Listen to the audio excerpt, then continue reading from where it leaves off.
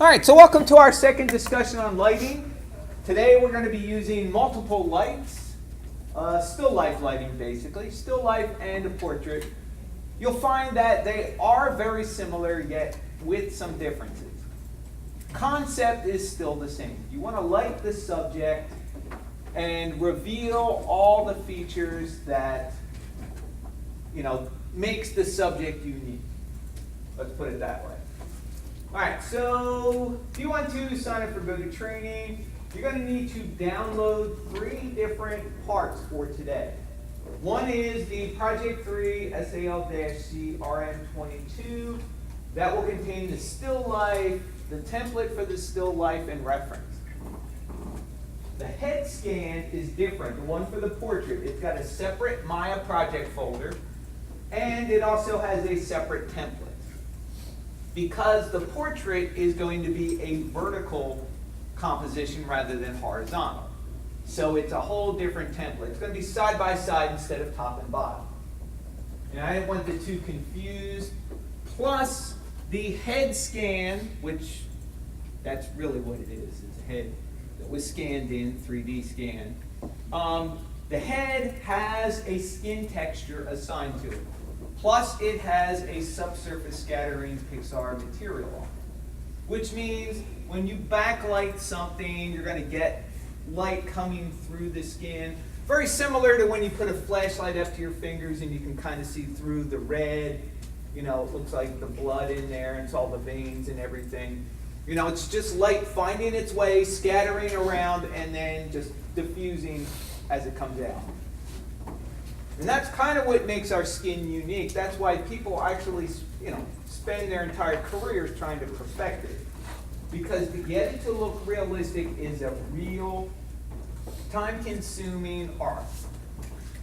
Just like creating good shapes that match your reference. Go to figure draw, it's a whole lot different than drawing a chair or a prop, right? There's a lot more, the human head, the human body is a lot more organic than straight lines, right angles. So, same kind of thing happens when you start dealing with materials. All right, office hours next week, more or less, I think normal. It's probably going to be Tuesday and Thursday, at least right now. It's going to be 10 to 12, 2 to 4 in my office, but I'll be on Discord probably the whole time from 10 to 4. So make sure you stop in there. Go to Training Open Lab. Frank usually runs it on Thursdays from 1 to 5. So optional, as always. If you want to pop in, go ahead if you don't have another class. Or even if you're on break and you want to pop in, ask a question, or go to Discord, ask a question. Either way, we got you covered. All right, just to give you guys a heads up, in our Discord server, we have a channel in there for what's called the best of. Now, every class, that comes through, we kind of all pick out what we think is the best projects, and we post them in there. There's also going to be a gallery that you guys will post your final Project 7 to. Now, that's going to be in place. That's like the very end of the course. It used to be called ArtStation when you guys got ArtStation accounts. I don't know whether you're still getting them or not, but you're going to be putting your final project into the Discord server. So there's instructions in there, and you're going to upload it as a PNG rather than a target, because you're not going to be able to see it if you upload it as a target. It won't display properly.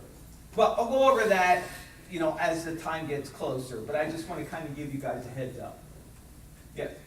Where exactly are the instructions to join the Discord server? It's on the welcome announcement message that was sent out, and the link to it is also in the first activity. Okay. So the only thing you have to remember is if you've already got a Discord account, all you have to do is join our server. But the thing you have to remember is to change your nickname in the server. That way we can identify you. It's basically going to be your term ID, whether you're campus or online, you guys are C. So it's term ID 1903_C, first name, last name. Pretty simple. That way we can keep track of you, and then as you go through the class, we basically, still give you permission if you want to come back in and interact or come back in and ask questions. It's just that we move you out of like the live section into past students.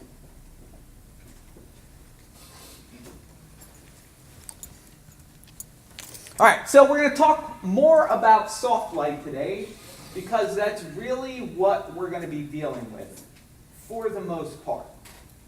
Light direction, as always, light direction is the prime. Light linking. This is something that real-world lighting designers and photographers would kill to have. Because we can just take an object and say, I don't want that light to pay attention or light that object. Completely ignore it as though it does not exist.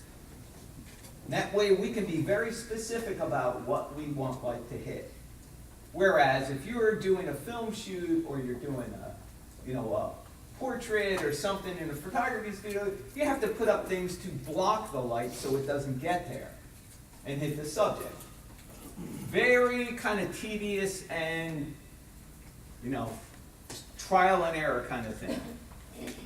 We're also going to be doing some image analysis. We're going to be analyzing some portraits so you guys get an idea of how things kind of work with a portrait, because it's really kind of it's a little bit of a different animal than the still life, like I said. The thing about the portrait is you're not going to get any breakdowns, which means we're not going to give you each individual light and show you what it does.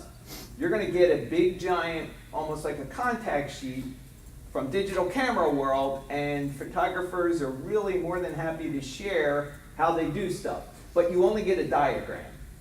They'll show you what the portrait looks like, they'll show you the diagram of how they did it, but that's pretty much, what you get. So that's why we're going to kind of analyze it, talk through the process, talk through what would be an equivalent for us in CG to the real world lights. Make sense? All right, so hard light, soft light, we talked a little bit about this, but here it is in just a simple product shoot. All right, so this is the same camera, the same light, the same time of day. It's literally 2 minutes apart when I took them. The only difference is there is a diffuser in front of my one light. Which one do you think has the diffuser in front of it? Which image? This is what? One on the left? The soft light. Yep, that would be the one. All right, so basically, for most real-world lighting setups, if you're going to do still life, you're going to do photography, even a film shoot, this is pretty much the lighting setup you're going to see. We shot this was in our office. So yes, we do have an ugly 4-inch back wall. But these are the kind of lights you will see. These are basically spotlights with what's called a softbox hood in front of them. And what it does is it takes that projected direct light from a spotlight, hits it, it goes into the diffuser, and the diffuser basically acts like a giant area light, where it just diffuses the light so much it is a surface of light coming out. Now, they do it all the time for anything that's metal or glass. You will see this all the time in magazines. Perfume bottles are notorious for having that too. They show you the very expensive $300, a quarter-ounce perfume, and they have it all lit, and everything's beautiful. So they have soft boxes. So here's our lighting setup. There's a spotlight right here in the back wall. That creates a backlight to give this kind of sunburst glow in the back. Right? Same kind of lights. We have like 6 or 7 of them. Same kind of light. The only difference is it is on a stand and it's got a diffuser in front of it. So 3 lights is what we did to kind of do this little still life. So the reason I talk about that is because those are exactly the lights that I have here. This one is the spotlight without the hood. That one is the spotlight with the softbox. So basically, what kind of light would this be in CG?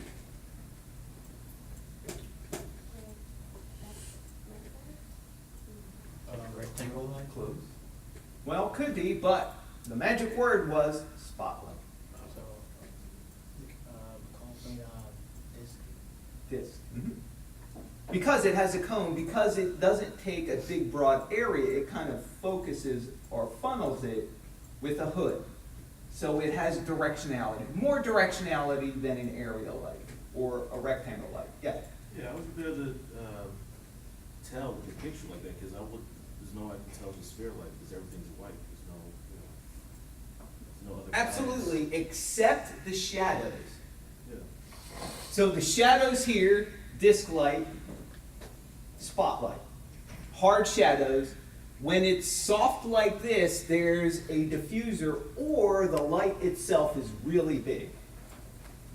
So basically, this light right here, this spotlight, acts a lot like my projector light because it throws a very hard shadow. Now, if I take my hand, move it toward that light, eventually it's going to soften because the apparent size of the light's getting bigger with my hand. Or I could take something and diffuse that light and make it bigger in relationship to my hand to soften it. And that's kind of why we're talking about this, so you can start to recognize the difference between them. Also, this helps bring out another point. Notice on top of the drive the difference in surface. Same exact object. The only difference is the hard light, since it is directional, it does hit all the little crevices, the little nooks and crannies here on this rough surface, and it creates shadow. Which means we can see more detail here than we can here, because this soft light's coming from everywhere, so it's just kind of filling up all those nooks and crannies for the most part, and spreading out across the whole surface a lot more evenly. And those are two things that really give you an idea of what kind of light you're dealing with. And that's why in direct sunlight, it's a lot easier to see cracks and detail on like concrete and surfaces than it is on an overcast day. On an overcast day, the light's so soft, it's coming from everywhere. It's a lot harder because everything's being illuminated. Does that make sense? Anybody ever watch crime drama where the CSIs get down on the floor with a flashlight?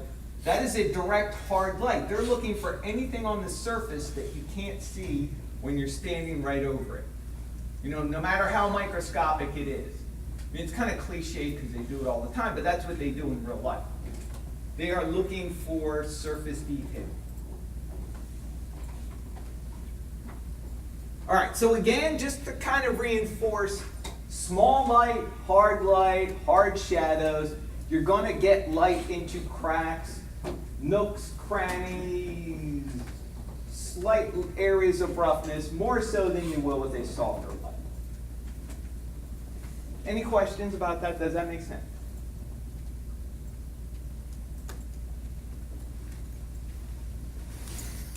All right, so when we talk about it in cinema, in TV, in games, soft light really, you don't want it to draw attention to itself. It's not like film noir where it hits you over the head and says, I am dramatic. Right? This is a lot more subtle. This is kind of a supporting character instead of taking front stage. It really is there just to reinforce what's going on, so that you can focus on story, acting, visuals, music, whatever it happens to be. So the key to soft lighting, sometimes we can describe it best by the word gradient. Whereas with a hard light, you're going to see a stark difference between light and dark. Whereas with soft light, it's going to be really, really diffused. Like there's a shadow there, but it's hardly visible. Not until my hand starts to get really close to it. It's because there are multiple lights here at different angles. Make sense? Put your hand on the table. Just lay it flat on the table. So you can probably see some kind of secondary shadow outside, but look directly underneath your hand. There's your contact shadow. That's the hard, like, line that's there to establish solidity in a surface. And that's something that early CG was missing, was that contact shadow. You notice stuff looked kind of floaty when it was going through it. Even Toy Story, as good as it is, some of the stuff was still a little floaty. They did their best to work on that, but just due to the technology at the time, there were compromises that had to be made.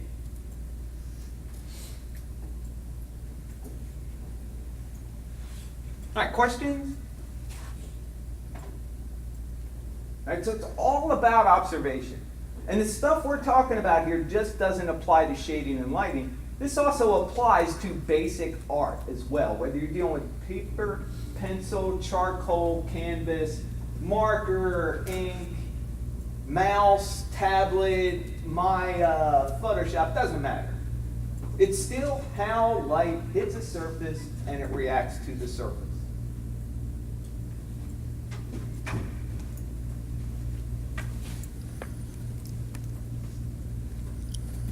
All right, so it's also, like I said, one of the key elements to establishing believability, especially in CG. Computer graphics. Right? Because this is something that we see all the time in the real world that helps us relate to the story.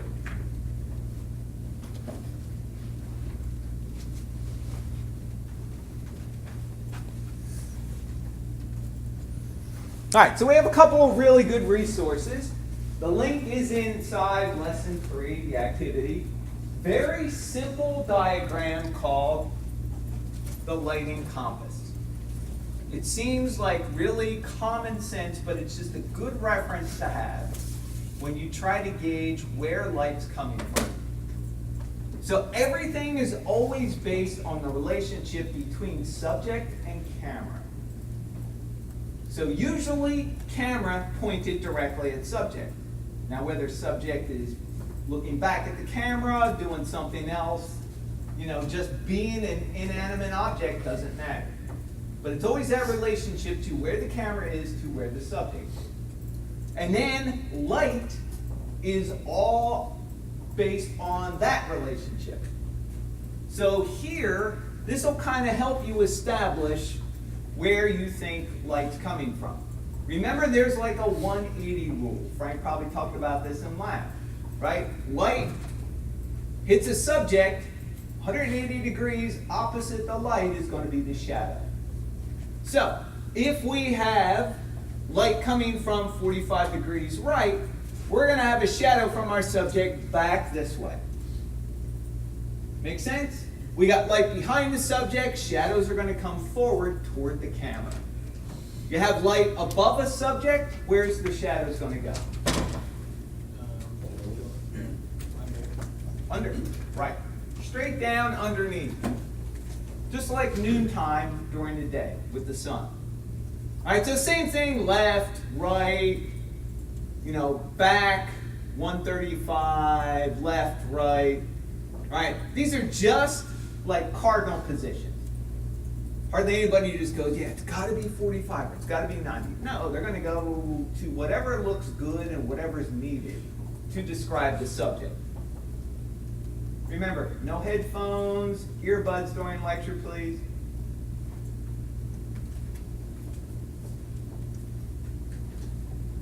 Thank you.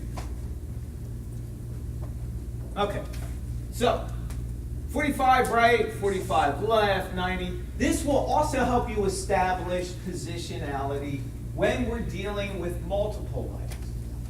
So once you establish the main light, that's your main shadow source, your fill light is probably going to be somewhere opposite the key light.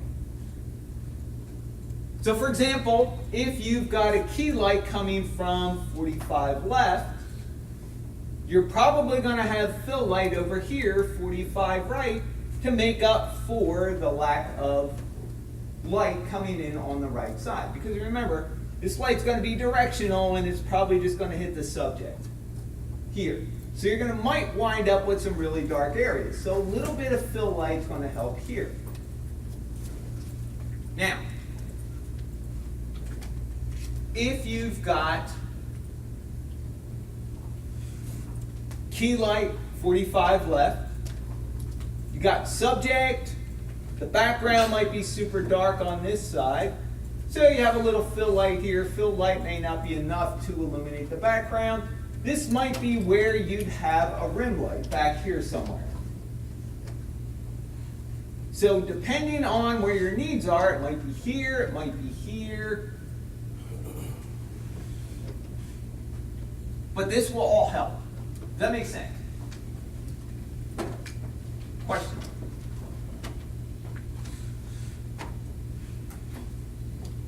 So the link for this is in lesson 3. Takes you right to Lighting for Digital Photography. You can right click on the graphic and download it.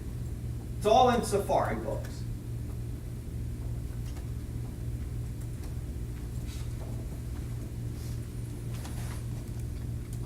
All right, so here is your other resource. This is the lighting guide that I was talking about from Digital Camera World.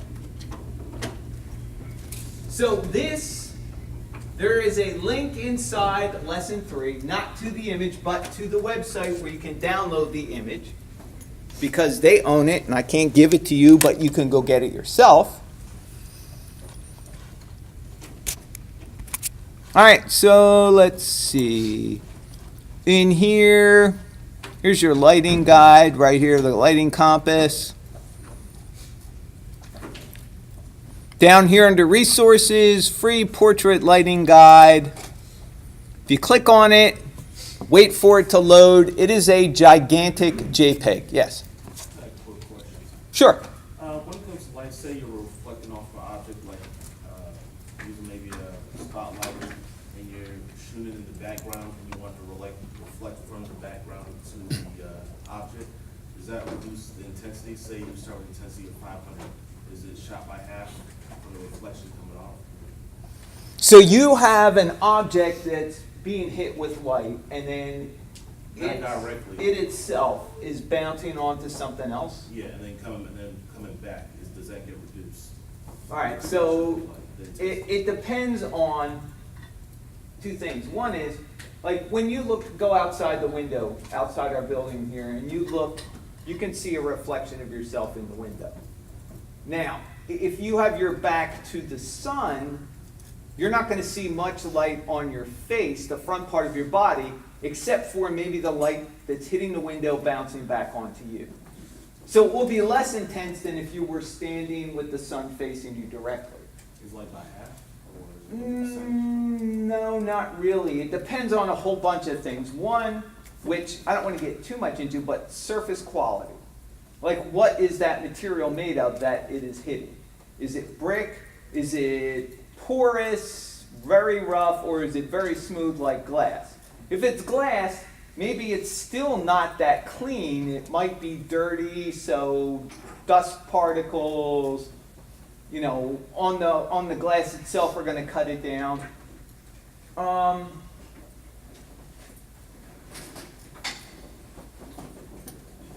If you had, say, the shade in your car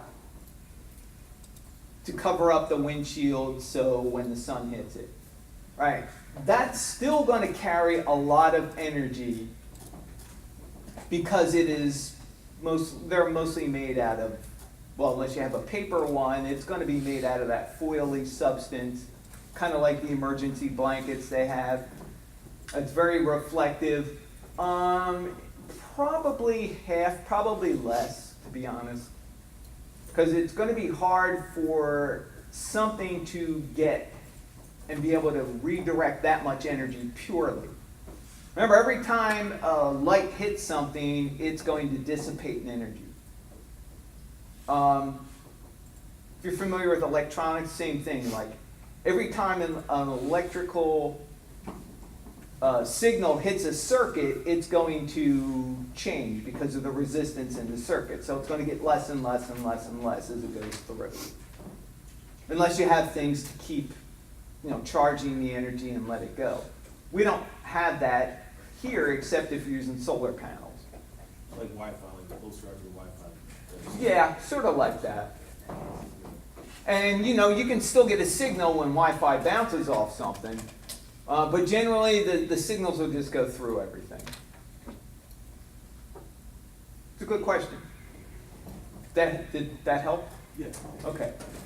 Yeah, there's no real formula, but I would say you can probably bank on half. Now, half of the sun's energy as opposed to half a flashlight is going to be a whole lot different. You can still blind somebody with light bouncing off of the sun into somebody's eye. So it's still got quite a bit of energy. All right. So free portrait guide. All you have to do is right click and save image. Just save it to your desktop or to a folder of your choice. And when you open it up, looks pretty small, unimpressive. If you go up to view and view actual size, then you can see it is pretty big. All right, so let's take a look at the bottom legend here so we can kind of figure out what do all the icons mean and how can we use them to figure out what's going on. So at the bottom, the camera is pretty simple. Picture of a camera, picture of a model, picture of a gray background. Pretty simple. We have backgrounds, we have models or subjects, and we have cameras in mind. This is the part we're interested in, are the lights. Now, anytime you see the word strobe, the shape of that light should tell you actually what it is. That is a spotlight. The reason they say strobe is because a lot of times in studios, instead of having the lights on all the time, melting the subject, they will use battery-powered lights, which take up a whole lot less energy. You also only need them to go off when the shutter of the camera opens. So they are linked up to the camera. Better known as a flash for you guys, right? We all have them in our phone. They all go off when you don't want them to. You can turn them off, take another picture. All right, but the whole idea is they are timed to go off when the shutter's open. Depending on how long the shutter stays open is how long they will stay on. Short burst of energy, done. So strobe with reflector equals spotlight. Spotlight for us in CG equals what? Yeah, probably a disc light with the cone adjusted, probably cone softness, maybe emission focus. All right, so strobe with a honeycomb. What's the difference? Well, there's not quite a full-blown diffuser on here, but there's a shape in front of the light that kind of softens it a little. Think of it kind of like having emission focus, where it's going to make sure that everything in the cone is not going to be even. All right, so spotlight, spotlight, strobe with the snoot. Yeah, it sounds like something out of South Park. But all this does is focus the energy of the light from a bigger, broader area to a smaller, narrower opening. So we have this control with our cone angle.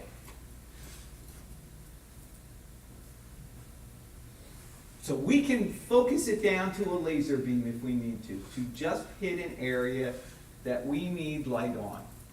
Does that make sense?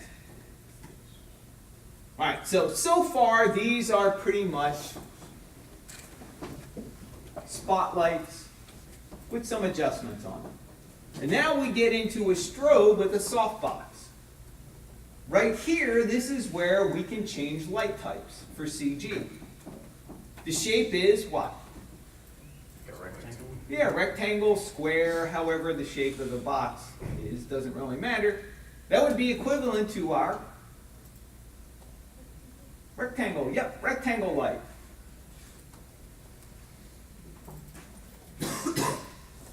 A broader surface that you can scale up and down. For them, they can't really scale that much. They can just change the hood on it, but unlike CG, where we can just make it bigger, they don't have that ability. They pretty much have set sizes. All right, so next to it, we have this little beauty right here. Silver reflector. All right, silver reflector is what they use when they do not want direct light on the subject.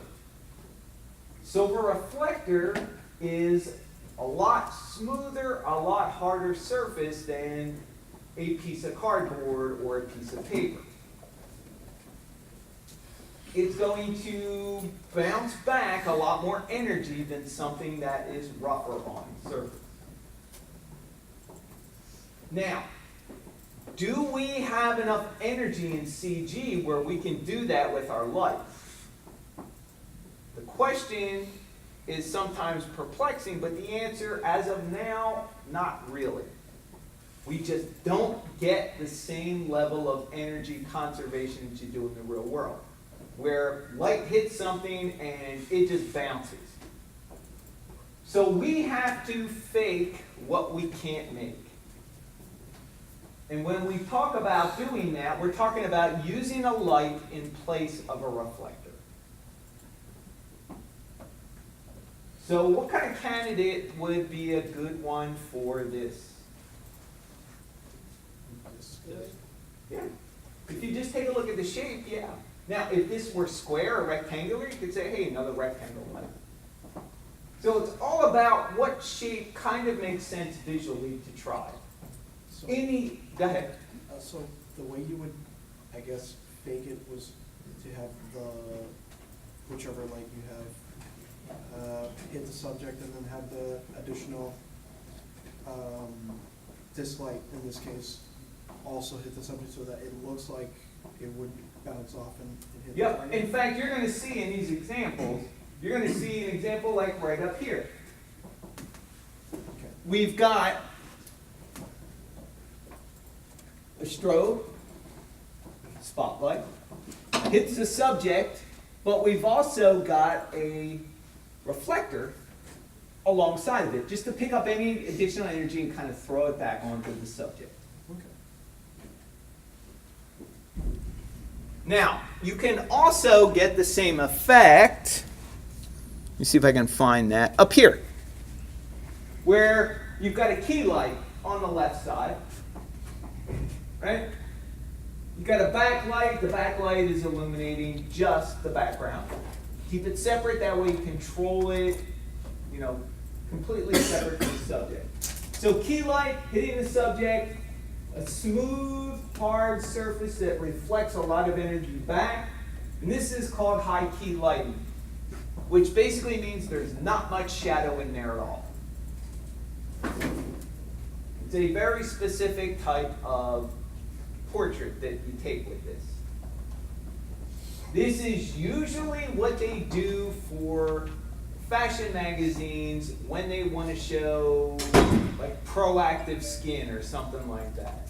Right? They'll show you before and after pictures. And before pictures, they'll put a spotlight on them and show every pore and every imperfection in the face.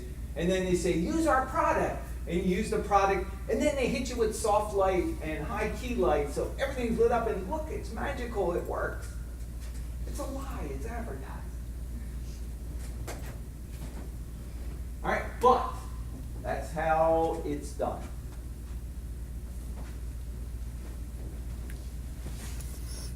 All right, so a couple more. We've got a couple of things that look like umbrellas. They're called brollies. They function like reflectors. This one, though, is designed to bounce light back and also allow light through. So it allows light through at a little higher rate than it reflects. So this side is generally going to be brighter than this side. The good thing is it can do double duty, 2 jobs. You need something bright, you go for that side. You need something a little less intense, you go for this side. Whereas we have an intensity control. So to us it doesn't matter. We can just turn it up or turn it down. Here, this is designed to only reflect light back. That's why it's got this black coating on the opposite side. All right, so let's take a look at the top here. Kind of go through everything. So a lot of these are named after Rembrandt, the painter, because he kind of started this whole portrait style of lighting. Rembrandt was a really good painter with light. He made Dutch businessmen doing banking look really interesting. And that's hard to do. And he always had this kind of dramatic light shadow, really good sense of, being able to form a shape and be able to tell the volume of the shape with like a basic single light source. So you've got light hitting the subject from one side. So, based on our little lighting compass, where is that light? About left 45. Yeah, probably left 45. Maybe, here's that, there's that. Yeah, maybe 45, maybe 50. Doesn't matter. 45 would be a really good place to start. So left 45. And this is what he gets in the real world with it. You get really bright on the left side. You get shadow here, but there's enough light going past the subject to hit the wall to define the right side of the shape. So we don't need any other lights for this style of lighting. Very film noirish. Those guys got the idea from this. Yes? So the way you would replicate this in CG, you just have like half of the light source hit the subject while the other half hits the background? Well, first off, what I would do is I would try to set my lights up exactly what I see here. Okay. See what I get, and then go, wow, that didn't work. Or, hey, that, like 90% of the way there, that's not bad. Okay. So if it doesn't work. If it doesn't, what I would say is, this is where you use light blinking. So you say, okay, I got some light here, but I got virtually no light here. Or I got too much light here and not enough light here, whatever. All right, so you're happy with the subject, it's close enough. So what you do is, you take your light, unlink it from the backdrop, and you put a separate light in the backdrop that only illuminates the backdrop. Okay. So for us, it's go with what you know and see here, but then when it doesn't work, go with your eyes. Forget what you know, just go with what you see. And that's going to be the hardest part when you do lighting and materials and textures, is because we have expectations of, I say, what color is this eraser? Black. There you go, there's an expectation. Is it really black?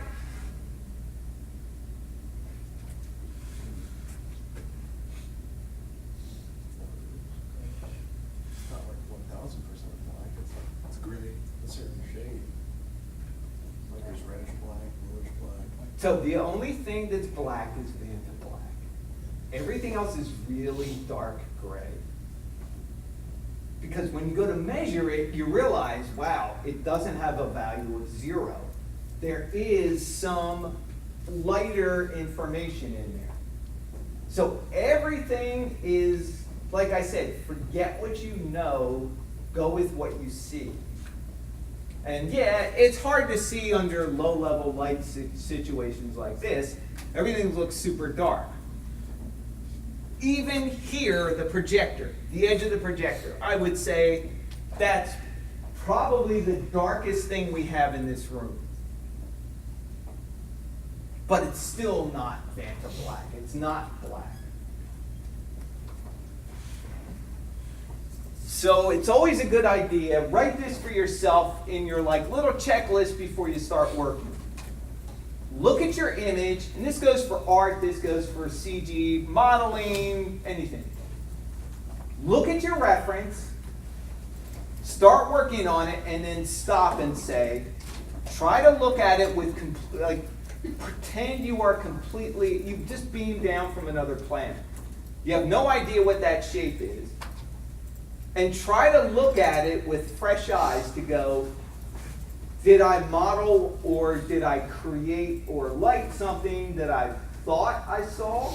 Or is it something that's close to what I actually see? So forget what you know, go with what you see. You're going to hear that a lot, not just from me, but you're going to hear it a lot.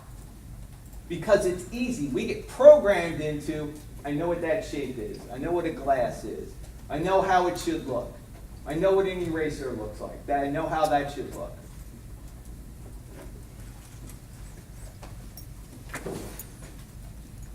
All right, so we have a whole bunch of theme and variations with different kinds of light here. So the first one was subject being lit with a softbox. The second one, light is in exactly the same position, but this is going through a shoot-through brolly. Notice the quality of the light is slightly different.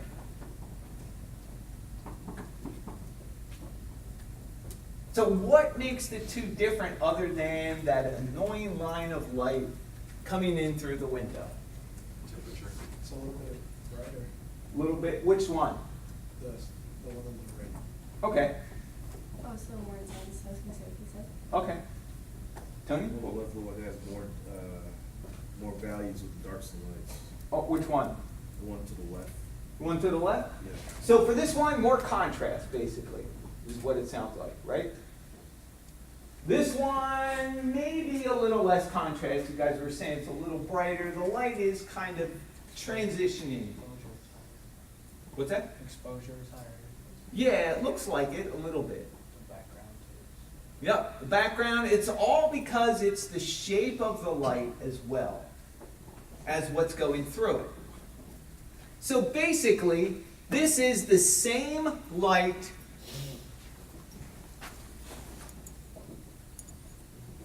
Let me make this wider.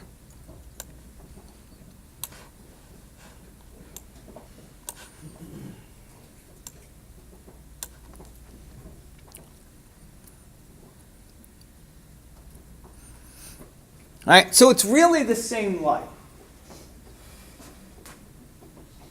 Except this one is a flat, diffused plane.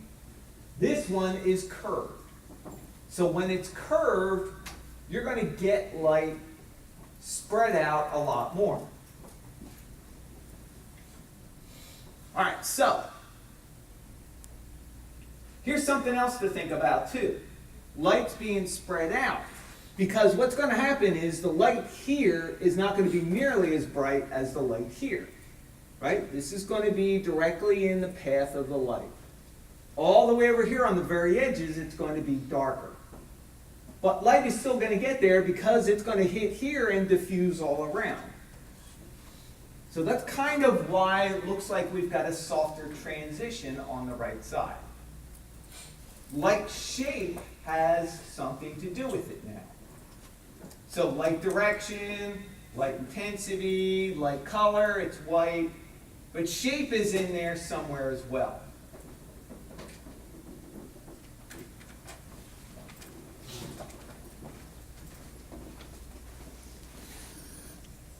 All right, so over here,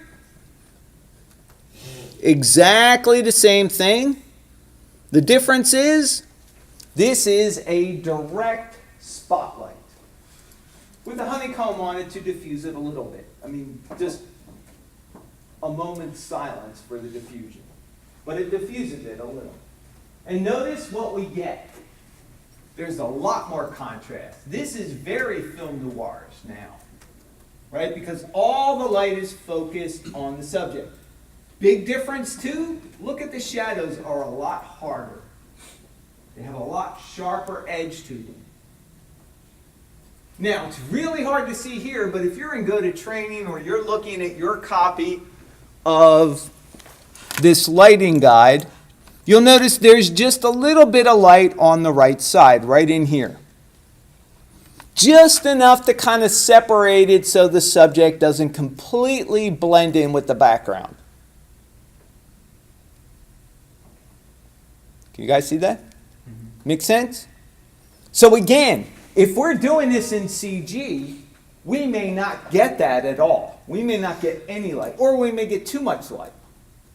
So again, forget about what you know. Hey, I should be able to get this with a single light. It's not working. Right, that's because we're doing it in CG and we have a lot more variables because our global illumination system is not as accurate as the real world, and our lights are not exactly accurate. Maybe the lights are accurate, but maybe the model was not built to real world scale. There's a whole bunch of different elements going on at once. All right, any questions so far? Does that make sense? All right, so we go on to the right over here, and this is a silver brolly.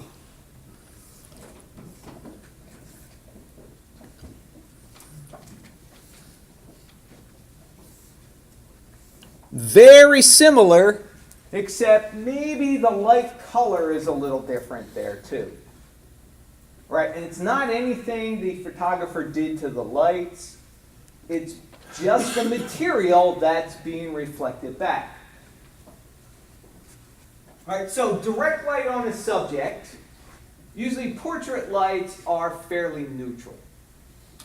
They try to be, right in between warm and cool. But what happens when you take a neutral light and bounce it off of a silver object? Object is silver. Silver has what we call white light in it because it has all the spectrums of light at once when it bounces back. Whereas if you have something like copper, brass, bronze, gold, those are all what we call the yellow or red metals. And that's the primary color that reflects back to you. It's not equal bandwidths of light bouncing back. But the silver is, and the silver, this will cool off any warmth in the color of the light. So it's a little more sterile, it's a little cooler, just has a frostier look to it. All right, but the light is basically in the same direction, just they flipped the spotlight around 180 degrees and put it into a brolly. And light's being reflected back on it. All right, so this is kind of theme and variations. You got a Rembrandt short. It's basically the model kind of looking a little bit over the shoulder. You don't really have the full-on face on one side. Notice what did they do to the light? What's different about this light than the top one? Position's different. Yeah, position's a little bit different. It's a little closer to that 90 degree. Probably 70-ish, maybe 75-ish up there. All right, so the light's going to be slightly different, a lot more side light. Now, whenever you've got to analyze lighting and you've got a human subject, the good news is you can use eyes to kind of gauge where the lights are. Another thing you want to use to gauge where the light is are, where does the shadow of the nose go? Nose is a prominent feature on a face, and it usually is a pretty good landmark. So let's just go back here and look at this. Where is the nose shadow? So if this were direct side light, the nose shadow would be going this way. But our shadow goes this way. So what does that tell you about the light? It's a little bit above. Yep, it's a little bit above the subject. If it were level with the subject right alongside the head, the shadow would be going directly toward the ear.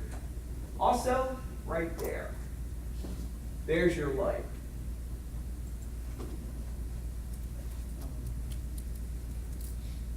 So the nose is great. It's like a beacon. It's like, yeah, I know where you're coming from. I was gonna say, can you kind of like determine it at the tip of her nose where it's kind of like curves a little bit? Can you kind of You determine? mean like right Yeah, here? yeah. Yep. Well, see, this whole thing, here's the bridge of the nose. This is the tip of the nose over here. Here's the bottom of the nose. So I always like to just kind of put it right in the middle where I think that tip would be. And that kind of gives me a general idea of how high up it would be. So here we've got the angle from above to figure out which direction it's coming through. Here we've kind of got an idea of where the height should be. And between the two, you can get pretty close. You can usually get a lot closer than you think. Yeah. You can also find out, is it like where the highest light source is? Because you can really see where the forehead and the ear, the edge, that's like the highest light Yep, source. Right? that's another thing you look out for too. If we've got a lot more shadow up here, then the light's going to be a lot lower, level or lower. Also, look for shadow from the chin too. That's all going to be part of it. So exactly the same kind of thing going on here. Here. Here. So now with this one, the pouty over the shoulder look, we've got a lot more side light, at least in relationship to the camera. And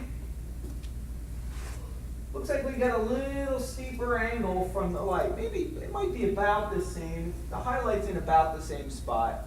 Turning the head kind of makes things look a little different. Kind of puts your shadows off. But when you follow the light line, it's roughly about the same.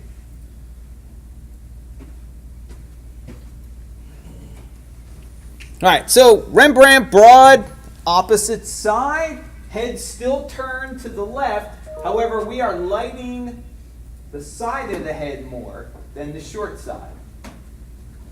So now this part is no longer the focus. This broader surface is. And think of it in terms of surface size too.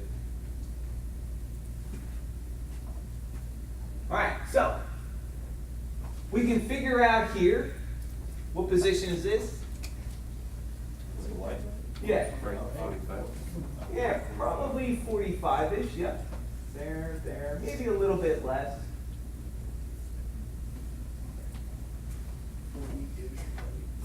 All right, so where would the light height position be? Yeah. Looks like it's a little bit above her head. Yep, above her head. Again, we got a nose shadow that's coming down, not on the side of the face, not going up. It's coming down. We also have lip here, that's again creating more shadow. You got chin, whole head, lots of shadow in here. So those are your landmarks. That's the kind of stuff you want to look for. And humans are great because we get so much going on as far as interesting shapes when you look at it. You take a still life and analyze it exactly the same way though. You have glass, you have shiny objects, you can see a highlight in it. Okay, I can kind of get an idea maybe where the light is. Always look out for, landmarks that you can use to kind of pinpoint light direction from. Anything is fair game. All right, so this one on the right, this is pure 90 degrees. This is a split. You're splitting the head in half, pretty much. All right, got enough light coming behind the subject because the light's pretty much level with the subject a little bit. All right, so you got light on the backdrop. You got a nice light line going right down the center of the head.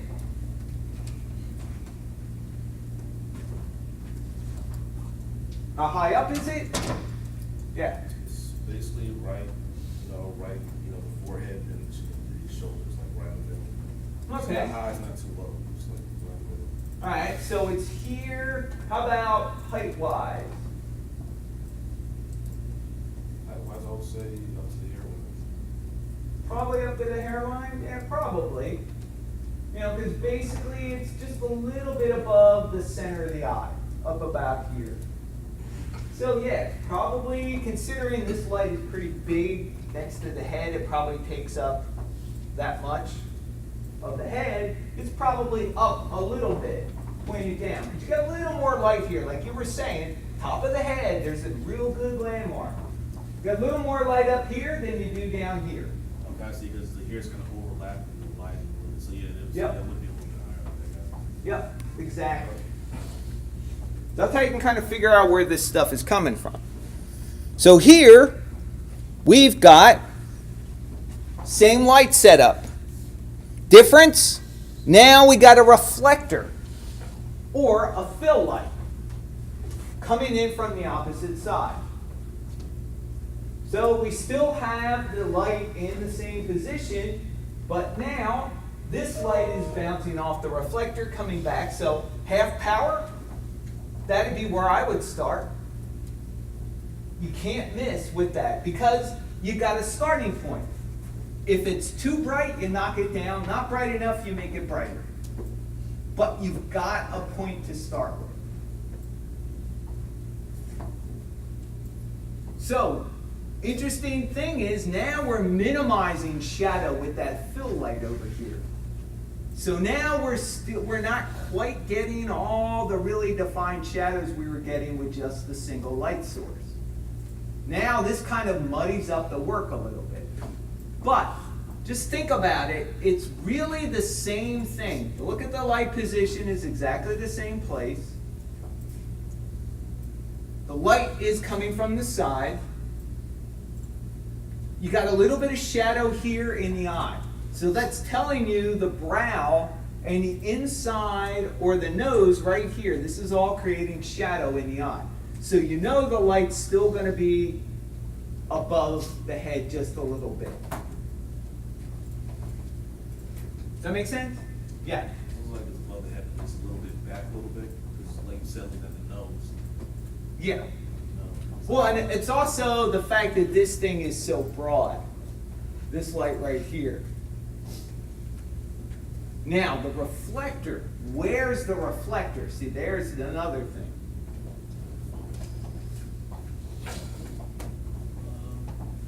Looks like a little bit of front, just a little bit. You think so? Just, I don't know, maybe not too much. Well, there's a one faint little telltale. Right here. That little fuzzy area. There's your reflector. Now, the reflector is slightly lower than the key light, which is why you're getting that shadow here. You probably get more shadow. This kind of minimizes it. So the light is not, this bounce card or reflector is not quite parallel. It's just a little bit up.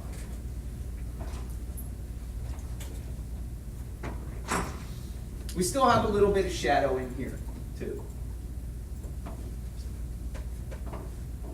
All right, nice work. Does it make sense? Yeah. You kind of tell where the light is by the reflection in your eye. It kind of tells where the lights. Yep. Where the lights at. So there's your key right there. There's your reflector right here. Use all of that to your advantage if you have it. Even in a still life, inanimate objects, when you're drawing, look for those highlights. Look for those little bits of light that'll kind of tell you where things are.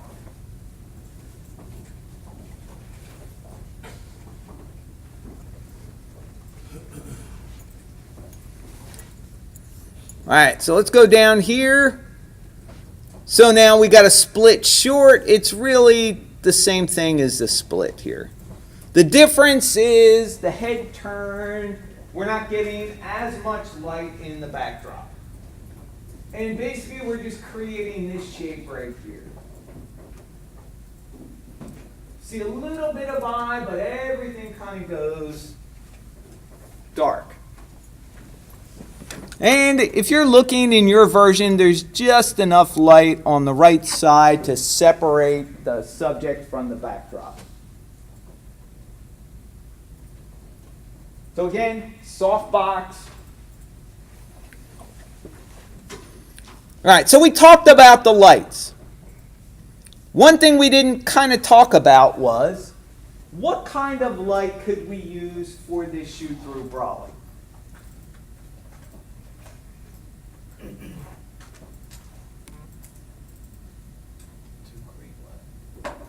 Well, what kind of light would you use? That's the one with the diffuser in front of it, right? It's this one. The brawler. Okay. The reason I bring that up is because these are pretty simple, right? There's a rectangle light, there's a spotlight.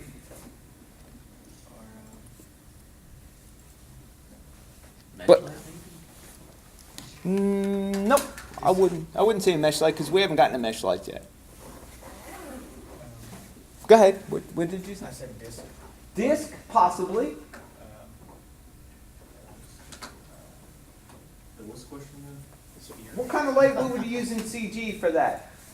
Which one, this one? The shoot-through brolly.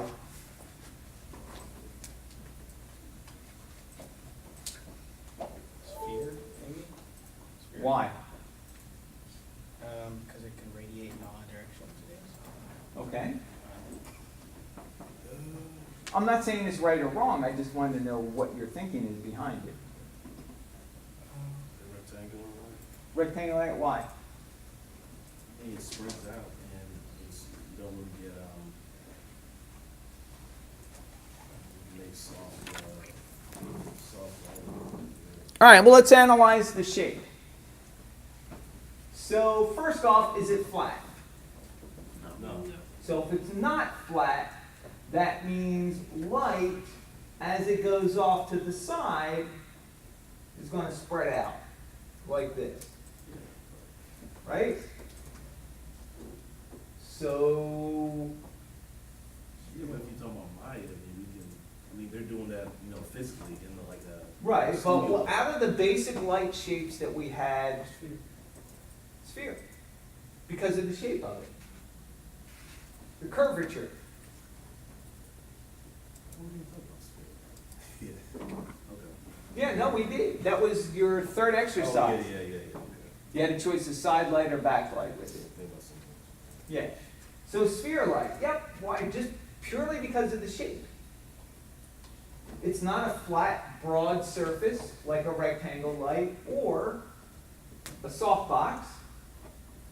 It is round, so yeah, technically you could probably use a disc light, but the sphere light's going to give you the shape where it's going to be brighter here and it's going to get less intense as the light kind of goes around the subject. Like I said, forget what you know. Go with what you see. All right, so here, spotlight. How about for this one?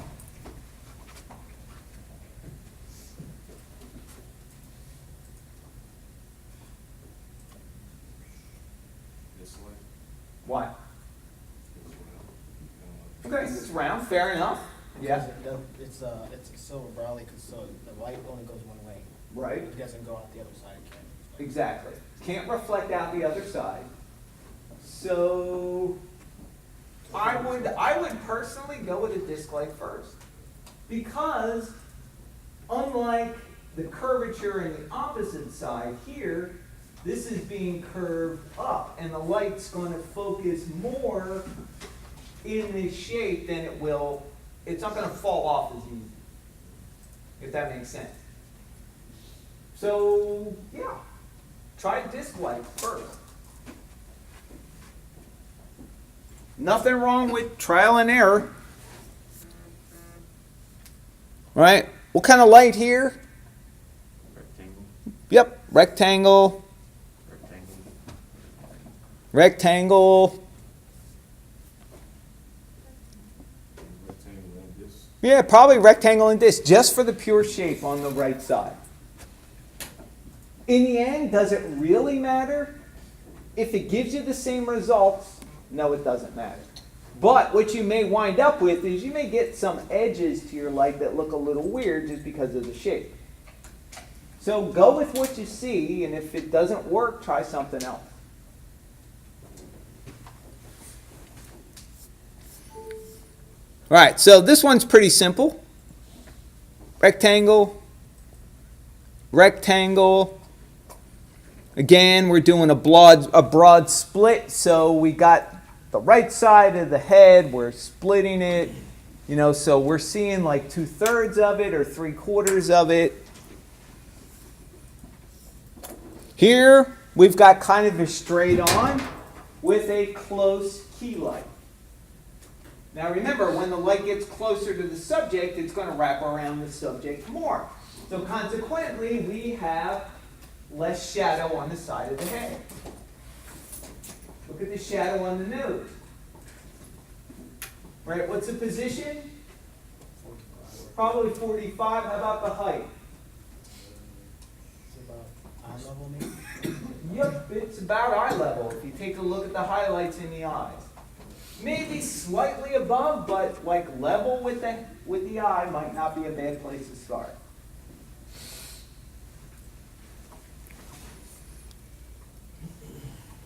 All right, so pull the light back. What happens?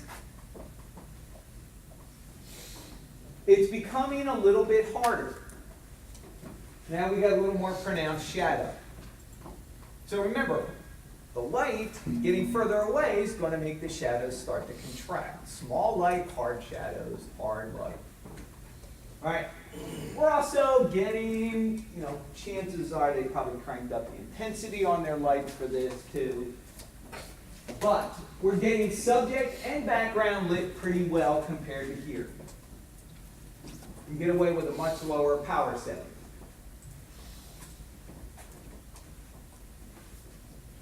And again, you can see the highlight in the eye. That's kind of telling you about where it is.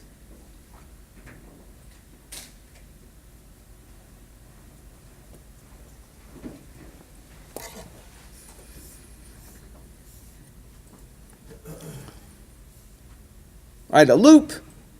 Again, it's pretty much the same kind of light. It's just a little closer.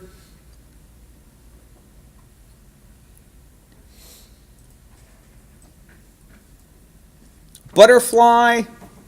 Where's this? Low, Why? because it can't be in front of the camera with the light. Can't be in front of the camera.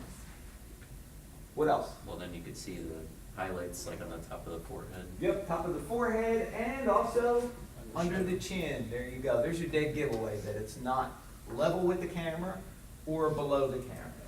Good. Well, also you have this that helps too. The fact that it's almost dead right over her head.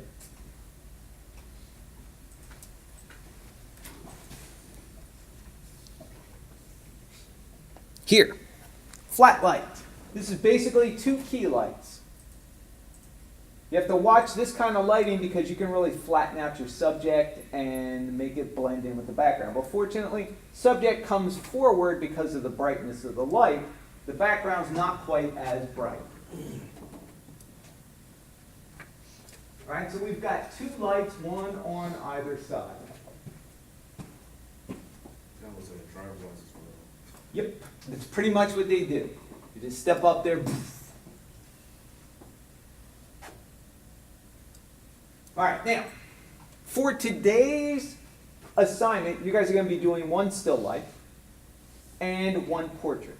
You're going to pick one of the images from this portrait guide, but it must contain at least 2 lights. So some of the ones we showed you would have been nice for last assignment, but they're not going to work for this one. So it has to have 2 visible lights in the reference. So this one you could actually do because it's got a key light and a fill light. All right, down here, these are all single light, single light, single light, single light, single light, double light. So flat light on, everything's going to be more than 1 light.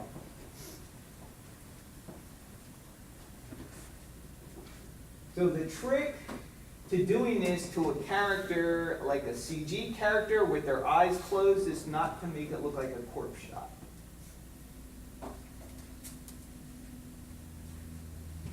Right, so this is flipped around to the back, and you get the badger. So lots of light coming from the back, and gives you the Wolverine look right here. That little V in the forehead. So all this shape right here. Now, the thing I will say about this is, a lot of students like to do this. They're always kind of surprised at, they put their lights in this position, and when it hits our character, it doesn't look anything like it. You're going to be surprised how much you got to bring the lights around to the side, a lot more than it looks here, because our lights don't behave the same as they do in the real world. The scale is not the same. There's a whole bunch of different variables. But in the end, this is what you're going for. So what you have to do to the lights, that's up to you. The end result will speak for itself. Does that make sense? So you also may find the background is way too dark, because all of your light is aimed at the subject, away from it. You may have to add another light to the backdrop to get it to match. Don't be afraid of doing that. Remember, go with what you see, not just, hey, I did it, nailed it, and then the background's black or it's totally white. No, go with trying to match what you see. All right, clamshell, 2 lights.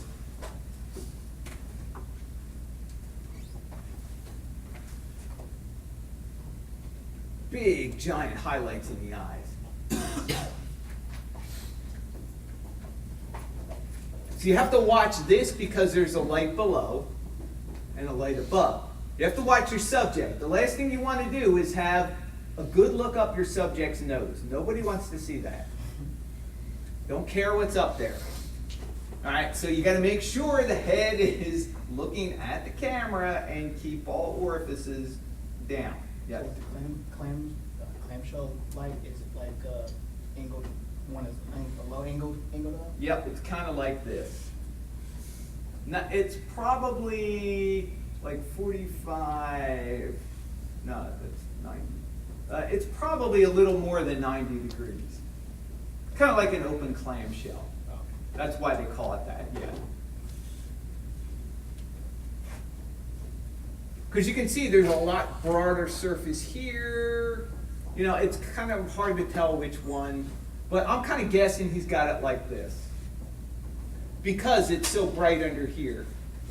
Yeah, I just didn't know if it was inverted from like the opposite. Instead of like that, it's like that, where the one is on top aiming down and the other one's aiming. Well, if we go by what we have here, there probably is one up here, and then there probably is one below. Because you can see there's a broader surface here, so it's pointing up, sort of like this. You just know they're both in front of the face. So you could pretty much figure it out pretty quickly just by looking at, the level of brightness there. Somebody else had their hand up. No?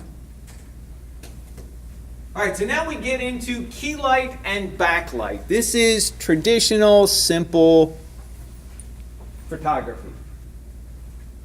So key light, very similar to some of the other examples we have. Here's your nose shadow. Looks like it's about 45 degrees left, slightly above the head. We got light up here. Backlight, where is it positioned? Where would the center of that backlight be?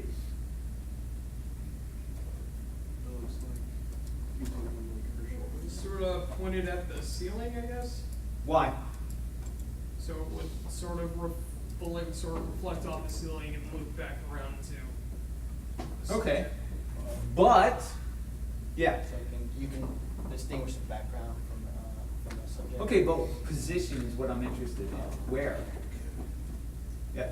It's pointed directly at the back wall, like down mid-back of her. Like that. Okay, is that what you were gonna say? Yep. Yeah, like right about here. You can see it's pretty bright on this side, a little brighter over here than it is here, so probably somewhere in this area.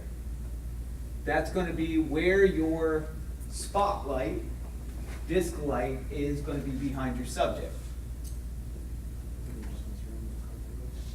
Yep, mess around with the cone angle, cone softness to kind of get it in there. But if you figure out, if you use the interactive manipulator, you can just take it and point the center of it, like right about where you want it, and then just work with the cone, work with the softness. All right, so now, same exact position, but we flip it around the other way. So now we get a rim light. So no longer is the backdrop going to be bright. It's now going to be our subject. Now, a couple of things about this. The key light's more or less the same, but the rim is different. Notice they have it right behind the head, but when you look at it, where is the dominant part of that light coming out? On the right side of the image. Yep, over here on the right side, right? So for us in CG, you're probably going to have to aim it more over here than you would be in the center of the head. Also, this is where subsurface scattering comes in. You got a lot of light coming back here, hitting the ear. It's coming through. It's scattering as it's going through, you know, all the cartilage and everything that's in our ear. It makes them all nice and flexible. All the cartilage, and then that's why we see the orange. And then we got a nicely defined rim here, all the way around.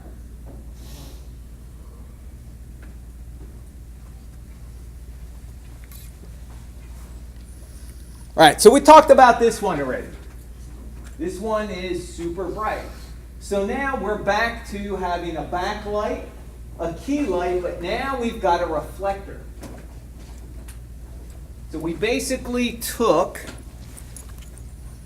this one, go away, took that, added in a reflector, and now there's hardly any shadow at all.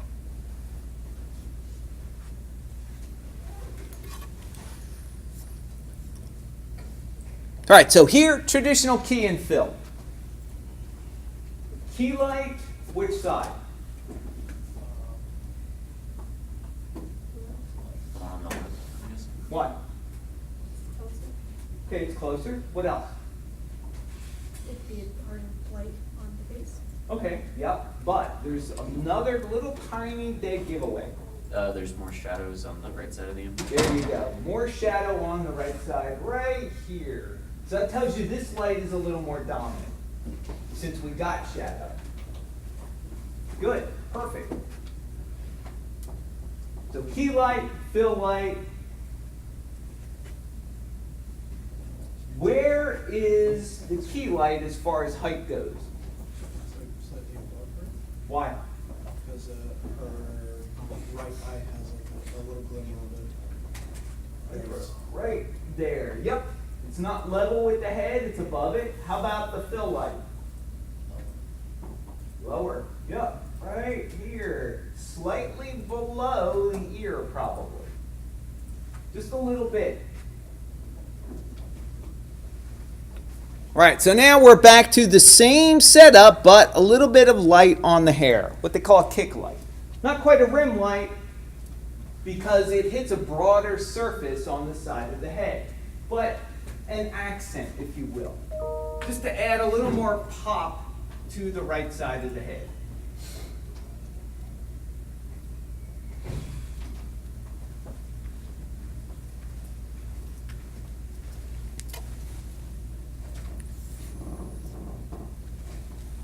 All right, so now we've got pretty much the Wolverine or the Badger with a key light in the front.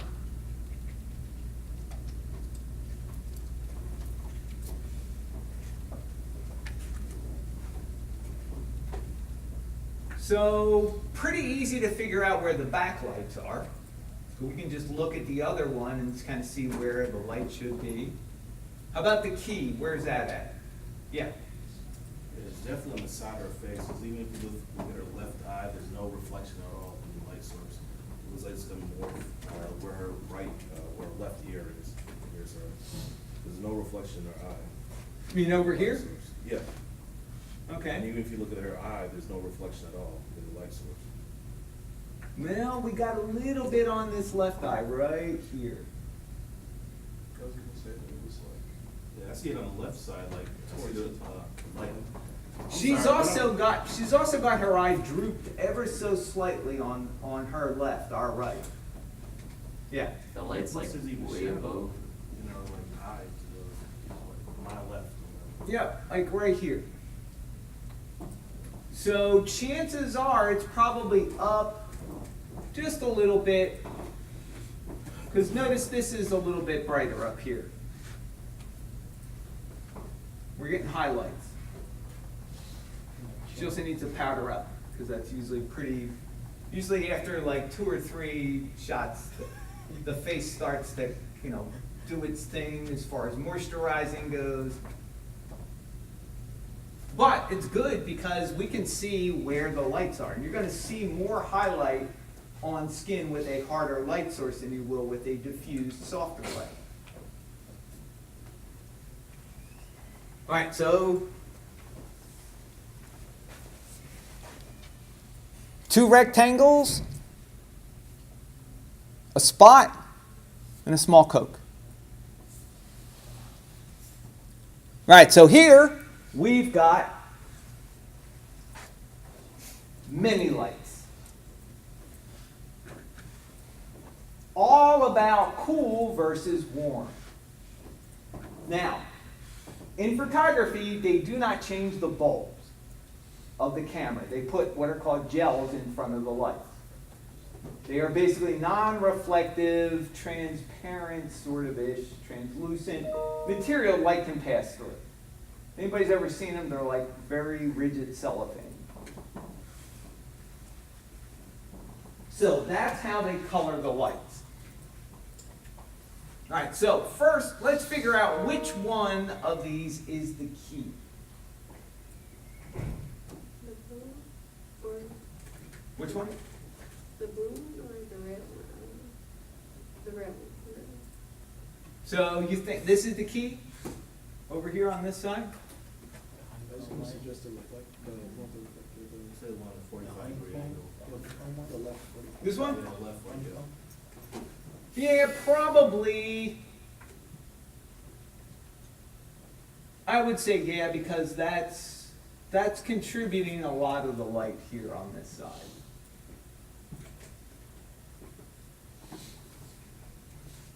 All right, so we'll call that the key light. Where's the fill light? That like purple one that's aiming in, like behind her, I guess, aiming towards the back of the room. The red one? Fill's going to be usually opposite the key. Oh, yeah. The red light then? So the reflective one or the red light one?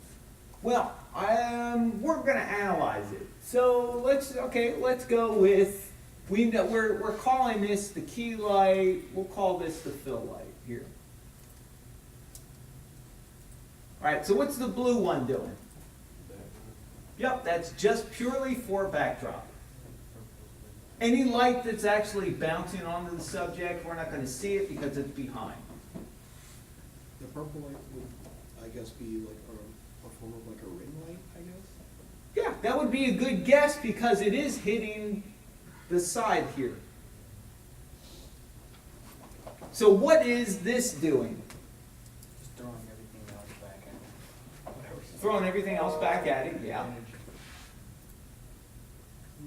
Just giving more shine to her face. More shine to her face. It's also, if you think about it, keeping the fill light from creeping over too far. So it's diffused. And it's keeping the rim or that hair light from creeping around too far this way. So it's keeping this side of the face a lot more neutral for the fill light. That's really what its job is. Plus, it will add some extra illumination in there too. But it's all designed just to keep everything in balance. Yeah. So it's kind of diffusing the other color so it doesn't interfere on that side. Right, so it's basically just making sure the fill light stays over here on this side, the hair light stays back there on that side. You know, one thing it can't quite do is it's got a little bit of bleed over here on the eyebrow. Maybe a little bit around here, but that's kind of minimal. That's really not that bad. So if you choose to do something like this is going to take a little more work to do. But approach it like we just went over it. You got a key light here. You're going to illuminate the subject. Then you got a fill light here. And you can put your rim light in. Put your backlight in so you illuminate the backdrop, the blue light. Add this light to kind of keep everything else in check. Does that make sense? Questions about anything? Yes? So we can color our lights? You will need to, yes, for this. The other ones, they're all pretty neutral. So, I don't think you'll need to, except for this one.